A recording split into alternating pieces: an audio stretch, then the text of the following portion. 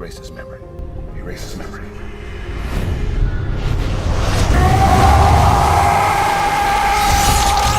In Canada, there is a young boy named James who is sick and lying in bed.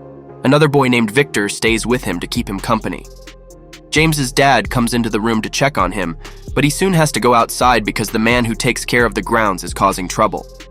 This groundskeeper ends up killing James's dad, which makes James cry over his dad's body. James gets so angry that he reveals his claws that come out of his hands. He is a mutant. In his anger, he rushes at the groundskeeper and pins him to the wall with his claws. As the groundskeeper is dying, he tells James that he is actually his real dad. James tries to run away from all this, but Victor catches up to him. Victor tells James that they have to run away but stay together and look after each other. As time goes by, James and Victor, who turns out to be his half-brother, always stick together. They join the Civil War and fight side by side. Then they also fight in World War I and World War II. They can't be killed and become very valuable to the army, but fighting in wars starts to affect them, and Victor begins to act more violently. When they are in the Vietnam War, Victor tries to grab a woman, but a superior officer sees him. Victor gets so mad that he kills the officer and gets arrested along with James. The army decides to execute both brothers, but they survive the execution. Nothing can kill them. After they wake up, a major named Stryker meets them. He offers them a choice: join his special team or stay in jail. The brothers decide to join the team, where they meet other team members who are also mutants. Victor's powers are shown to be similar to James. He has long, sharp claws too. The team gets ready for their first mission, and they also meet Wade, who is a skilled swordsman and looks a lot like Deadpool. Wade is very good with his swords. When the team reaches Nigeria, another mutant named Maverick kills many soldiers with his guns. He is an excellent shooter. However, one soldier survives inside a war tank and tries to shoot at the invaders with a cannon. But Fred, another team member, stops the cannon with his hand, causing the tank to explode. When the team gets inside a building, the boss watching them cuts the power to stop them. But a mutant named Bradley uses his power to turn the power back on. As the team takes the elevator up, the security guards prepare to attack as soon as the doors open. Wade then shows off his sword skills by cutting a bullet in half and taking down all the guards by himself. The boss tries to grab his gun, but John, who can teleport, stops him. However, the leader of the rival group thinks they came to steal his diamonds, but Stryker is actually interested in a rock. The leader doesn't know its importance, thinking it's just a plain rock. As Stryker questions people in the village, a local tells him that the rock fell from the sky. Stryker then orders Victor to kill everyone, which Victor is eager to do. However, James stops him, reminding him that they didn't join the team to be killers. Realizing they've strayed from their moral path, James decides to leave the team. Victor protests, saying they can't just let him leave. In defiance, James rips his dog tags from his neck, signifying his departure from the team, and walks away while Victor calls out to him. 6 years later, James, now living a peaceful life with his girlfriend Kayla in a quiet place. Meanwhile, another member of Team X, Bradley, is found working at a fun fair. He uses his telekinesis powers to make money. When he returns home, Victor shows up at his door wanting to talk. Victor's manner is aggressive, but Bradley tries to reassure him that he hasn't spoken to anyone. During their conversation, Victor reveals that Wade is dead and then suddenly kills Bradley as the lights at the fun fair go out. The next day, Stryker finds James at his workplace with a proposal. He tells James that Bradley and Wade are dead and believes someone is targeting Team X members. He wants James to find this person. However, James, who everyone now knows as Logan, wants nothing to do with it. But trouble continues to follow him. The following morning, Logan discovers a dead bear in the forest. At the same time, Victor approaches Kayla.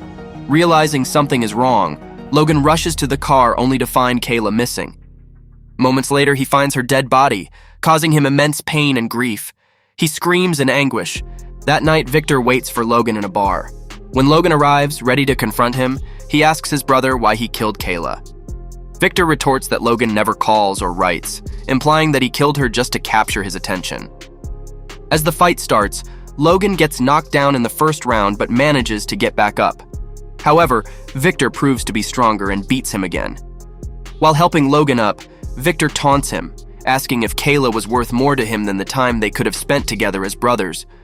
Logan tells Victor that he is different from him, but Victor disagrees. In his anger, Victor uses his claws to break Logan's. Just then, police sirens sound nearby, and Logan soon finds himself waking up in a hospital. In the hospital, Logan, still confused and furious, grabs the doctor by the throat and demands to know where Victor is. The doctor is clueless about Victor, but suddenly Stryker shows up. He tells Logan that he's not working with Victor anymore and asks for Logan's help to stop him because Victor is becoming too dangerous. Stryker also mentions he has something that could help defeat Victor. Logan agrees to work with Stryker, but makes it clear he only wants to find Victor. After that, he wants Stryker to leave him alone. Stryker then takes Logan to a laboratory where they plan to infuse his body with adamantium, a metal that will make him indestructible. Before the procedure begins, Logan requests a new dog tag engraved with the name Wolverine, a nickname Kayla had thought up for him. The operation starts, and Logan is overwhelmed with intense pain. He sees flashes of his past memories, and at one point his heartbeat stops. However, Logan slowly revives. Throughout this ordeal, Stryker calls him Weapon X, which seems odd since Logan already has a name. One of Stryker's trusted mutants, Zero, questions what the plan for Logan is. Stryker reveals they will use his DNA to create something called 11, but hints there's more to the plan than just that. Stryker gives orders to his team to erase Logan's memory. Overhearing this, Wolverine quickly reacts, leaping out of the infusion chamber and making a bold escape from the base. As he flees, Stryker's true nature is revealed when he directs Zero to hunt down Logan and eliminate him. Desperate, Logan finds refuge at a nearby farm, ducking into a random barn for shelter. As an elderly couple returns home, the old man discovers Logan in the barn, completely unclothed. After a brief assessment to ensure Logan isn't a threat or involved with drugs, the kind old man invites him into their home. Inside, Logan takes a moment to inspect his newly enhanced claws, now reinforced with adamantium. These new claws are significantly sharper and far stronger than his original bone claws, demonstrating their potency by accidentally slicing the kitchen sink in half. As Logan spends more time around the barn, the old man shares some wisdom. He comments that Logan looks like a man out for vengeance and warns him that those who seek vengeance often find trouble. Despite the old man's words, Logan feels his choices have been stolen from him. Tragically, their conversation is cut short when Zero, following Stryker's orders, arrives and fatally shoots the old lady as she enters the barn. The old man is also hit and dies tragically in Logan's arms. Stryker then escalates the situation by ordering a helicopter to attack the barn. Despite the massive explosion caused by the helicopter's missiles, Logan miraculously survives. He quickly grabs the old man's motorcycle from the wreckage and makes a daring escape. The pursuit intensifies as the helicopter and several vehicles suddenly appear, all sent by Stryker, who is intent on killing Wolverine. Using his newly enhanced claws, Logan faces the first vehicle head-on, slicing it cleanly in half. He then targets the helicopter, jumping onto it and cutting through its rotor blades with ease, causing it to crash. After the helicopter goes down, Stryker, through a headset, checks with Zero to confirm Logan's death. Logan intercepts the message and boldly informs Stryker that his next move is to find Victor before coming for Stryker himself. He then sets the wreckage on fire, causing a massive explosion that kills Zero. Back in his laboratory, Stryker acknowledges Wolverine's resilience and orders his scientists to develop adamantium bullets, hoping they might provide a means to stop him. Meanwhile, Logan reconnects with old allies from Team X. He meets with John, who shares their collective guilt over their past actions, revealing that they had been unknowingly used by Stryker to hunt down other mutants. Logan also reunites with another former teammate, Fred, who has become obese from an eating disorder brought on by his guilt. Logan tries to discuss the island, a mysterious place mentioned by Stryker, but Fred initially misunderstands Logan's intentions, thinking Logan insulted him. This misunderstanding leads to a heated challenge. They strike a deal. If Logan can defeat Fred in a physical confrontation, Fred will divulge everything he knows about the island and Stryker's plans. The fight ensues, and Logan manages to knock Fred out. Upon regaining consciousness, Fred is true to his word and reveals a disturbing truth. Victor is working with Stryker to capture mutants and take them to the island where unspeakable experiments are conducted. No one knows the exact location of the island, but there is a mutant named Remy who has escaped from it and might know more. Armed with this new information, Logan prepares for his next move, determined to uncover the truth and stop Stryker's nefarious plans. Meanwhile, at a high school, a student named Scott Summers is serving detention. Unexpectedly, Victor appears and incapacitates Scott, knocking him unconscious. Shortly afterward, Stryker arrives and orders Victor to take the young man to the island. Logan and his ally John set out to find Remy and learn more about the island. They track him down to a casino, where John keeps watch while Logan approaches Remy for a conversation. Suddenly, Victor launches an attack on John, seeking a confrontation. Despite John's ability to teleport and evade, Victor ultimately catches him, taunting John for his predictability before fatally wounding him. Simultaneously, Remy reacts defensively to Logan's approach, mistakenly believing Logan intends to capture him and return him to the island. In his panic, Remy lashes out, sending Logan flying through the air and out of the casino. Outside, Logan encounters Victor again, and the two engage in a fierce battle. This time, Logan is stronger and more prepared. However, their fight is abruptly disrupted by Remy, who intervenes, causing chaos and providing Victor with a chance to escape.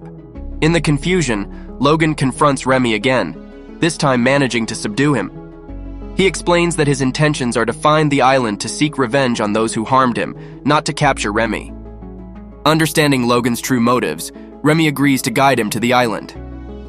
Upon arrival, Logan begins his search for Stryker's laboratory, where sinister plans are underway to create a new mutant known as Weapon 11, who will later be called Deadpool. As Logan infiltrates the lab, he is confronted by a shocking revelation. Kayla is there, alive. Stryker reveals that Kayla has been part of his scheme all along, using her mutant ability of hypnosis, which she can only activate through touch, to manipulate Logan. Feeling betrayed, Logan starts to leave, but Kayla pleads with him, insisting that her feelings for him were genuine. She begs Stryker to release her sister, arguing that she has fulfilled her part of their deal. Stryker, however, is hesitant and wishes to study her sister's unique mutation further. Victor also appears, furious at Stryker for letting Logan walk away. The tension escalates, setting the stage for further confrontations as Logan grapples with betrayal. It turns out that Victor has made a deal with Stryker, but the Major warns him that he might not survive the operation to infuse his body with adamantium. Suddenly, Victor grabs Kayla, and her scream alerts Logan, pulling him back into the fray. As Logan confronts Victor, Kayla intervenes, urgently explaining that she did not deceive him intentionally. Her feelings for Logan were as genuine as his were for her. She reveals that she needs Logan's help because Stryker is holding many mutants captive, including her sister. Driven by a renewed sense of purpose, Logan springs into action to free the prisoners. Meanwhile, Stryker commands his team to unleash Deadpool, a powerful mutant designed to be a formidable opponent. As Logan and Kayla lead the prisoners toward the plant's exit, Deadpool suddenly appears, blocking their path. Realizing the strength of this new adversary, Logan instructs Kayla to take the young mutants and find another way out while he confronts Deadpool. Logan attempts to reason with Deadpool, asking if he really wants to fight, but Deadpool, under Stryker's control, is compelled to engage. The battle between Logan and Deadpool begins intensely. At the same time, a group of soldiers attacks the escaping mutants. Despite the danger, the young mutants band together, successfully overpowering the soldiers. Kayla, seeing that the mutants are safe, urges them to continue running while she returns to aid Logan. Amidst the chaos, Logan finds himself battling Deadpool on top of a tall tower. He's caught off guard by Deadpool's ability to teleport, which nearly leads to his defeat. Just when all seems lost, Victor unexpectedly arrives and intervenes to assist Logan. He says that he is the only person who is allowed to kill his brother. The two of them have to fight Deadpool together until they are able to get him. In the end, Logan sneaks up on Deadpool and removes his head from his shoulders. As Deadpool's head spins around shooting laser beams, the grid tower is cut in half and collapses. Logan and Victor are both alive, but Logan tells his brother that this changes nothing between the two of them. On the other hand, Victor says that they will always be connected to each other. They are brothers, and they are obligated to look after one another. Meanwhile, Stryker is loading a gun with adamantium bullets. Logan hears Kayla's voice calling him. He runs near her, takes Kayla in his arms, and walks away with her, but Stryker appears behind them and shoots at them. Logan falls to the ground, but Stryker knows that these bullets are not enough to kill him. However, he wants to deliver the maximum damage he can. He knows that if he shoots Logan in his head, the Wolverine will lose his memories and will never be able to reclaim them. After shooting his head twice, Stryker approaches Kayla. She touches his leg and makes him turn the gun toward his own head. Finally, she orders him to walk until his feet bleed and then keep walking. Meanwhile, the young mutants are guided outside where they are met by Charles Xavier and taken to safety. When Logan wakes up, he is approached by Remy, but he does not remember him. Moments before they leave the island, Logan finds Kayla lying dead on the ground. Remy asks him if he knows who she is, but Logan replies negatively. A few years later, during the war, Logan is imprisoned in a Japanese village near Nagasaki. The Japanese receive a warning that a nuclear bomb is coming their way. As the impending danger of a nuclear bomb approaches, the Japanese soldiers make the decision to release all the prisoners, giving them a chance to escape. Among those freed is Logan, confined in a small underground cell. Ichiro Yoshida, one of the soldiers, urgently opens Logan's hatch and urges him to run for his life. However, Logan, understanding the gravity of the situation, believes there isn't enough time to escape to safety. Just as Ichiro is about to join his fellow officers in a final act of despair, Logan pulls him back into the safety of the hatch, using his own body to shield Ichiro from the blast. After the devastating explosion, Logan's body is severely burned, but due to his mutant healing abilities, he quickly recovers. Ichiro, shaken and frightened, attempts to climb out, but Logan insists it's still too unsafe to leave their shelter. In the present day, Logan grapples with his past actions in his dreams. He vividly remembers his former love, Jean, whom he tragically had to kill to save the world. In his nightmare, he confesses to Jean that he vowed never to hurt anyone again. Yet Jean sorrowfully tells him it's too late, and in the dream, Logan sees his claws buried in her body again. Awakening from this haunting dream, it becomes clear that Wolverine now lives a reclusive life, akin to that of an animal, finding solace only in the solitude of the mountains. One morning, as Logan walks by a bear in the wilderness, the bear does not attack, as if understanding Logan's kindred spirit. That night, disturbed by eerie sounds from the forest, Logan investigates and finds the bear wounded and suffering. Sensing what the bear needs, Logan mercifully ends its pain, fulfilling its unspoken request. Following this somber event, Logan returns to town to uncover the cause of the bear's injuries. He learns that a group of reckless hunters is responsible. Inside a local bar, Logan confronts one of the hunters, ready to escalate into a fight. However, at that moment, a young woman named Yukio appears, intriguingly warning Logan that engaging with these men is pointless as they are doomed to die soon. She seems to possess the ability to predict the future and details the forthcoming deaths of the people. After a brief confrontation where Logan teaches the hunters a lesson, Yukio leads him away. She explains that her master sent her to find Logan and returns some personal items that belong to him, hinting at deeper connections and unfolding events tied to Logan's mysterious past and potent destiny. When Logan asks who she is talking about, Yukio replies that her master is Ichiro Yoshida, the man Logan saved so many years ago in Nagasaki. Ichiro was about to die, and he wants to see Logan one last time in Tokyo to thank him for saving his life back then. Logan is not in the mood to visit Tokyo, but Yukio was able to convince him. During their trip to Japan, Yukio tells Logan that Ichiro Yoshida managed to build a huge corporation. Logan is not impressed easily, but Yukio tells him that she owes her life to Ichiro, so he should be more respectful toward him. While he waits, Logan sees two men dressed as samurai.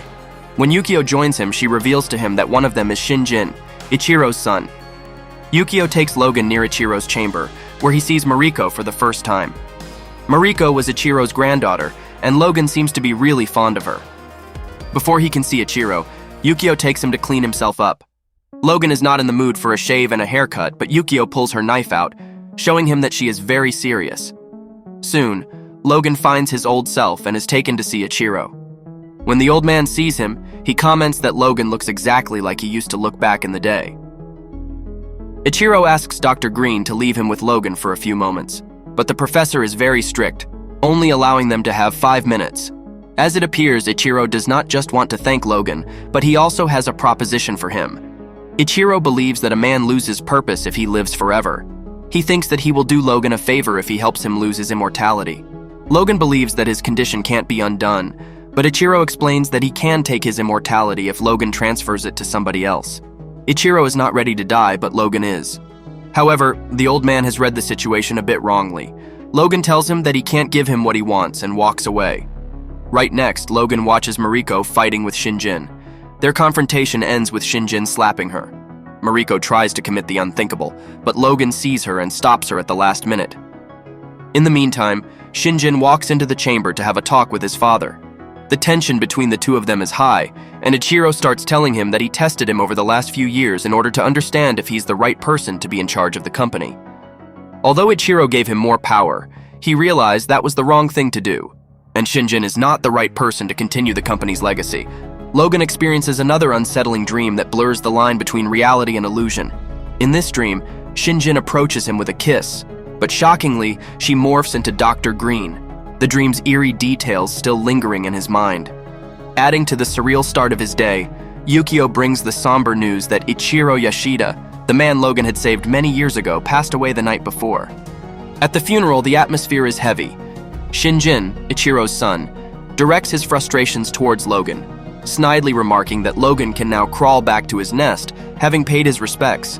This interaction adds a layer of discomfort to an already tense occasion. As the funeral proceedings continue, Logan's attention is caught by an unusual tattoo on the wrist of one of the priests. His curiosity turns to shock when suddenly, another priest pulls out a gun. The situation spirals quickly, leaving Logan stunned, not only by the violence but also by the slow pace of his healing from the gunshot wound, an anomaly that he can't seem to wrap his mind around. The Yakuza seize the opportunity to strike. They kidnap Mariko, Ichiro's granddaughter, in a swift, coordinated attack. During this tumult, Logan is shot multiple times. Each bullet slows him down, and amidst his struggle, he witnesses Dr. Green interacting with one of the Yakuza members.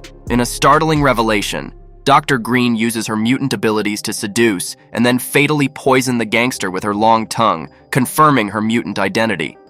Despite his wounds, Logan pushes through the pain and chases down the gangsters who are trying to abduct Mariko. He manages to take down several of them, but as he exits the building, he's ambushed by more Yakuza armed with bats. Just when all seems lost, an archer intervenes, giving Logan just enough time to gather his strength and continue his pursuit to rescue Mariko. Once he has regained his composure, Logan is able to rescue Mariko and they briefly manage to evade their pursuers. However, Logan's injuries are severe and blood loss is evident. They make it to a train station where Mariko, believing she can manage on her own, tells Logan she intends to travel to the end of the line where she has a house. Despite his condition, Logan insists on staying with her, sensing that the danger has not passed. His instincts prove correct when Logan, while briefly stepping away to the train's bathroom, stumbles upon more Yakuza members. The encounter quickly escalates into a fierce fight. Despite the pain from his injuries, Logan uses his strength and agility to his advantage, slicing open the side of the train and sending several Yakuza members hurtling out. The fight climaxes on the train's roof where Logan battles a tenacious gangster. The fight is intense and precarious, but Logan cleverly maneuvers his opponent into the path of an overhead sign, effectively removing the threat.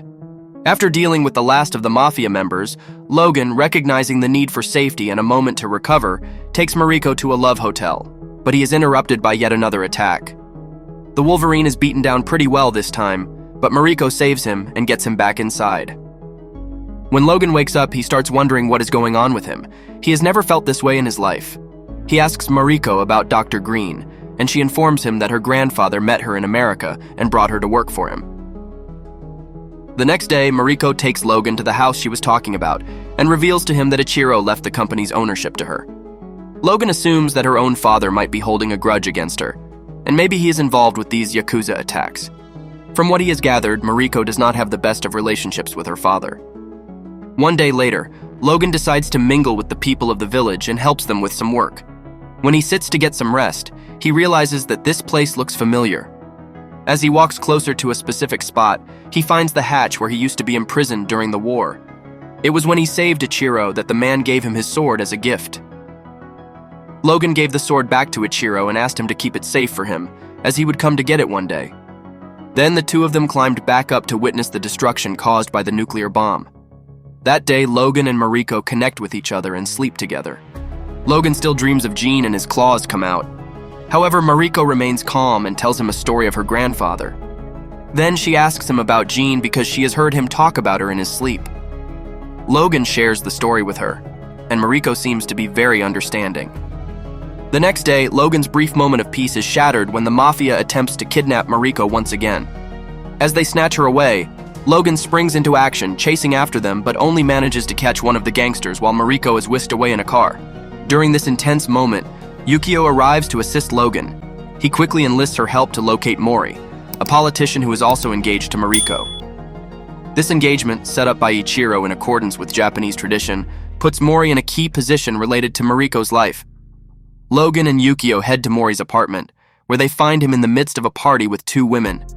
Logan confronts Mori directly, demanding to know why he has involved the Yakuza in attempts on Mariko's life. Mori, revealed to be Japan's Minister of Defense, confesses that Shinjin promised him substantial wealth if he succeeded in eliminating Mariko. Meanwhile, Mariko faces imminent danger as she is delivered to Shinjin, who is prepared to kill her. In a twist, Dr. Green intervenes by sending a team of ninjas to disrupt the situation. After an archer saves Marco, Green informs Shinjin that she needs his daughter alive and then incapacitates him by stabbing a toxin-infused pen into his face. Once Green and her ninjas depart, Logan and Yukio arrive at the scene. Logan, suspecting something internal is causing his unusual weakness, decides to examine himself. He makes a shocking discovery, an electronic device attached to his heart, confirming that his disturbing dream involving Dr. Green was indeed a reality. With urgency, Logan begins to perform a self-operation to remove the device. As he struggles with the procedure, Shinjin interrupts him, forcing Yukio to distract Shinjin while Logan continues his desperate attempt. Finally, Logan successfully extracts the device, and though his heart momentarily stops, he miraculously recovers and rises, more determined than ever. Despite Shinjin's best efforts to defend himself, he is no match for Logan's renewed strength and ultimately meets his demise. Logan then sets out to rescue Mariko, but encounters resistance from ninjas who still believe he is weakened.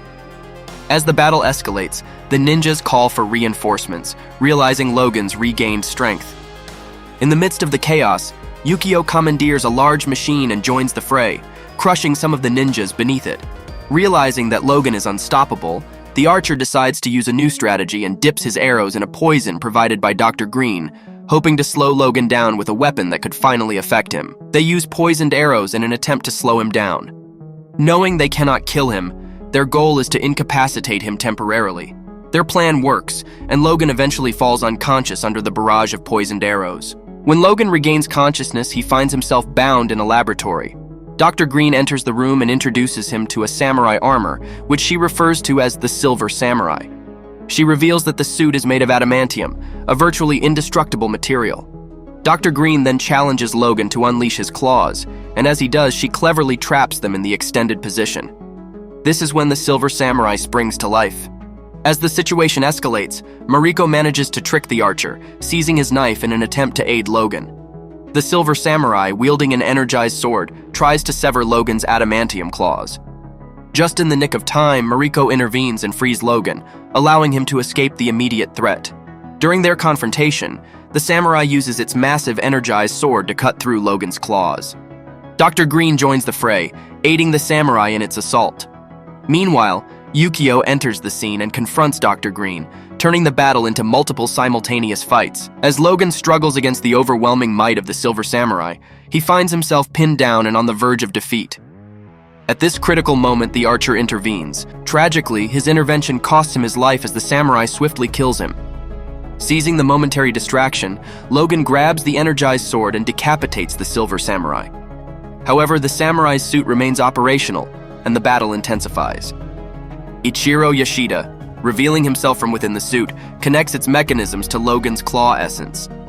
He begins absorbing Logan's DNA, rejuvenating himself while Logan visibly ages. Mariko, witnessing the horrific scene, acts decisively. She grabs two of Logan's severed claws and uses them to impale her grandfather's head. This intervention gives Logan the crucial moment he needs to recover. As his natural bone claws regenerate, he uses them in a final confrontation against Ichiro. With a powerful push, Logan sends Ichiro over the cliff, effectively ending the intense battle. In the year 2029, Logan seems a bit older. He works as a limo driver when he wakes up hearing some noises. When he checks, he sees a bunch of thieves trying to steal the wheels from the limo. Logan wants to stop them, but they shoot him and send him to the ground. Logan gets back up, but the thieves give him a hard time. In any case, Logan is sick of it and gets mad. He uses his claws to kill some of those guys, while the rest of them drive away in a van. Logan is not the man he used to be. This year is very special because mutants have stopped being born. The mutants that already exist in the world have started losing their abilities. Nowadays, Logan tries to make a living like a normal person, even though he is not used to it. One day, Logan is approached by a woman while he follows his usual routine. The woman asks him for help, but Logan does not want anything to do with her. But at the same time, Logan is being followed by a guy who looks like he has a steel hand. Soon, the man enters the limo and asks Logan if a woman named Gabriella approached him. The man, Pierce, is not interested in Wolverine, but he wants to get to that woman because she took something that belongs to him.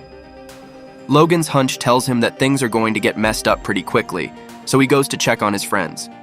His friends are Xavier and another mutant named Caliban, but that is not the sole purpose of his visit. As it appears, Logan buys some medication and brings them to Charles Xavier. Charles's mind is not what it used to be, and sometimes he has to be sedated. If his mind is unleashed, he might kill people and mutants. As Logan tries to give him a shot, Charles has a seizure that causes him to hurt all those around him. Logan is able to withstand the pain and manages to give him the shot before it is too late. Sometimes Charles remembers his friends, but other times he can't recognize who they are. Xavier talks to Logan about some evil forces that are trying to hurt the mutants, but Logan is happy they do not get involved in crazy missions anymore. On the other hand, Charles is worried because there are still a few young mutants left. It would be helpful if they had someone experienced to guide them through the world. After their conversation, Logan tries to retract his claws, but one of them gets stuck. He has to use his other hand to pull it out, which cuts his hand. For the first time ever, Logan has to bandage his hand to help it heal. The next day, Caliban wants to talk to Logan because he's unsure about their future plans. During their conversation, Caliban discovers an adamantium bullet in Logan's pocket, hinting that Logan might be considering ending his own life. After finishing his workday, Logan goes to find Gabriella, but he discovers not only her but also Laura, a young girl living with Gabriella. Logan is hesitant to help because he knows it will bring trouble. However, Gabriella offers him $60,000 to drive them to a specific location. Tempted by the money, which he could use to buy a boat and escape with his friends, Logan considers the offer. He dreams of living in the ocean where Charles, distant from people and mutants, wouldn't be able to harm anyone if he had another seizure. When Logan returns the next day to take Gabriella and Laura, he finds Gabriella dead in her room. He quickly takes her phone before the police arrive and heads back to the yard where he lives. As Caliban greets him, he notices something hidden in the car. They start to discuss it, but their conversation is cut short by the arrival of Pierce. Pierce, making light conversation, jokes about Charles's mind being considered a weapon of mass destruction by the military. Then he inquires about the girl, but Logan denies knowing anything about her. Just as Pierce continues speaking, a steel pipe flies at his head and knocks him out. Laura appears behind him and Charles joins them too. Despite Logan's initial reluctance to welcome the girl, Charles soothes her and invites her inside. Within the facility, Charles communicates with Laura, reading her mind and responding to her without speaking aloud. Meanwhile, Caliban attempts to dispose of Pierce, but he awakens just as reinforcements arrive, which Logan sees on the security cameras. In a hurry, Logan tries to get Charles into the car. Charles insists that they must take Laura with them, but Logan believes she is not their responsibility. As he attempts to drive away, Pierce's men block him and force him to return to the yard, trapping them. At the junkyard, Logan attempts to resist, but he is quickly overwhelmed and pinned down by the agents. Pierce demands information about the girl's whereabouts, but Logan insists that she isn't there. Despite his claim, Pierce suspects Logan is lying and knocks him out. He then orders his men to search for the girl inside.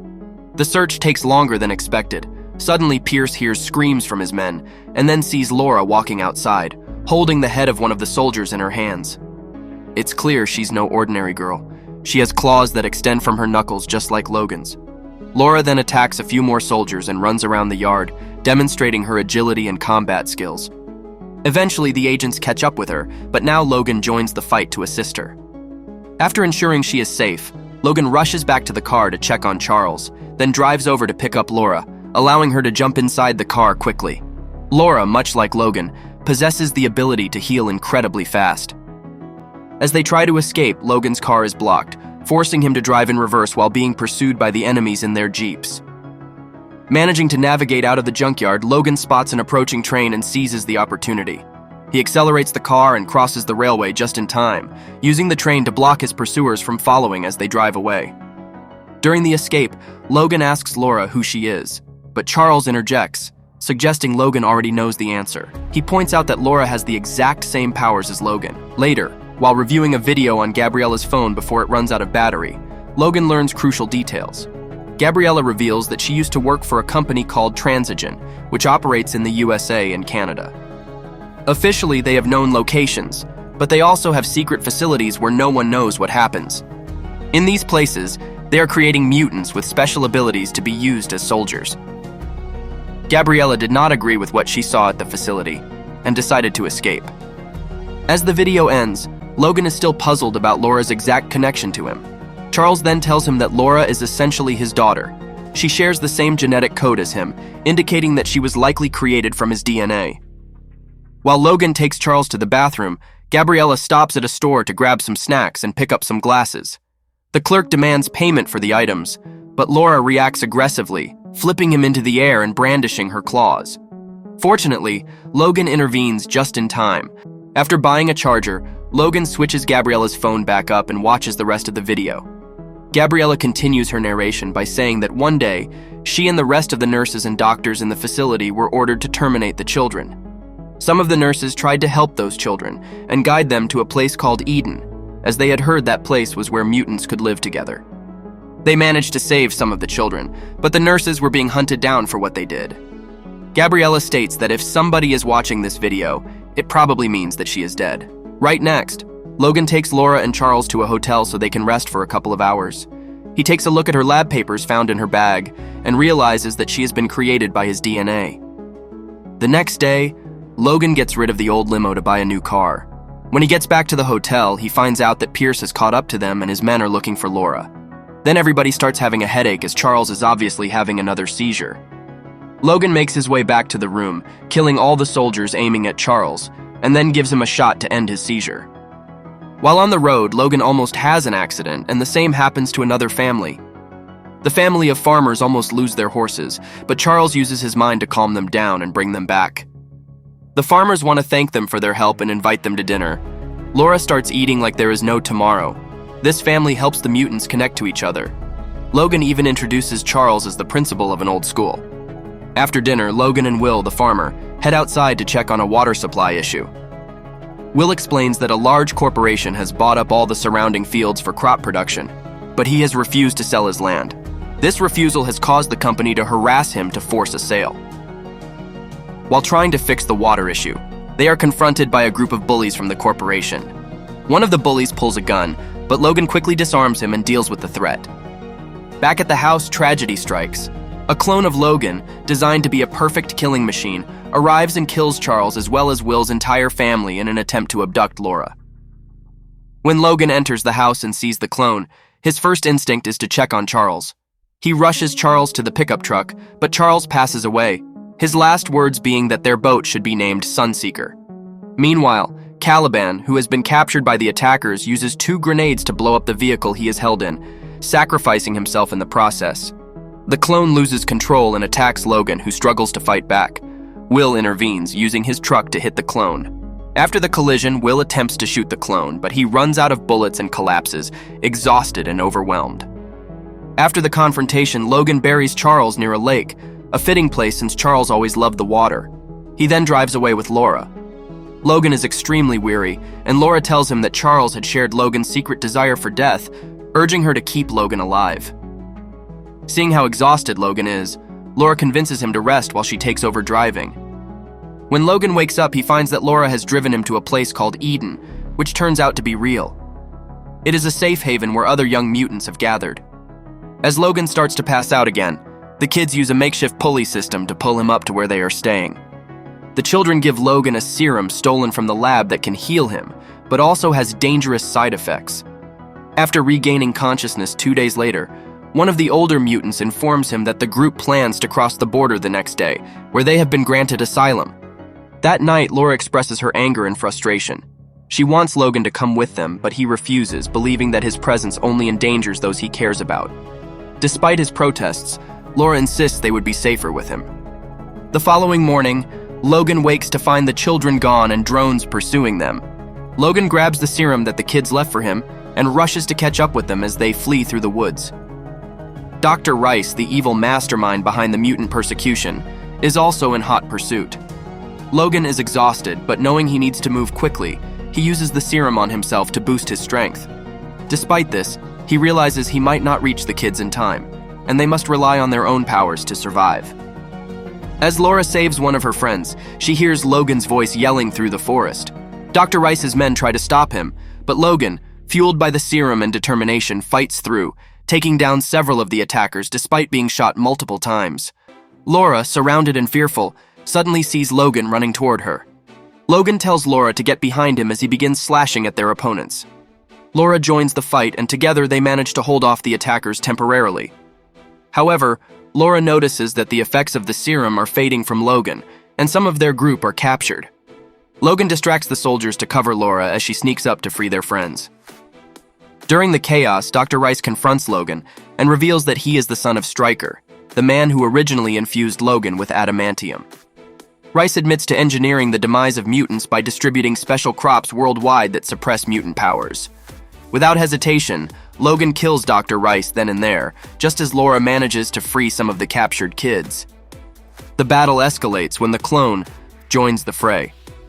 Enraged by the threat to her father, Laura intervenes to help him. Simultaneously, some of the kids manage to kill Pierce. The clone continues to fight back fiercely, but another child assists by crashing a large vehicle into him. Despite this, the clone recovers and drags a severely injured Logan away. In a final, desperate act, Laura grabs Logan's gun and shoots the clone in the head with the adamantium bullet, killing him. As Logan lies dying, he weakly calls out to Laura, who tearfully responds by calling him Father. After saying a few words to honor her father's soul, it's time for the children to continue their journey to safety. Before they leave, Laura adjusts the cross on Logan's grave to form an X, symbolizing his identity as the last of the X-Men, marking his legacy and the end of an era.